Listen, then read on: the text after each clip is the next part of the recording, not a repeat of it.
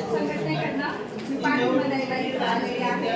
आणि आपल्या सगळ्या प्रश्नांची जोपर्यंत सोडवणूक होत नाही जोपर्यंत आपल्याला ऍडमिशन राहण्यासाठी जागा वगैरे मिळत नाहीये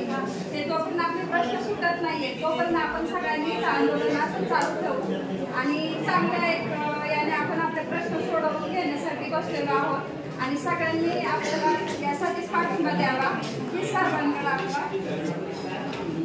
एक मागणी आहे तर आपण हे नक्कीच आपले जे काही अधिकारी आहेत ते पूर्ण करतील की आपण अपेक्षा ठेवू की आंदोलन असं सुरू ठेवूया आणि जनवादी महिला संघटनेकडनं परत एकदा पाठिंबा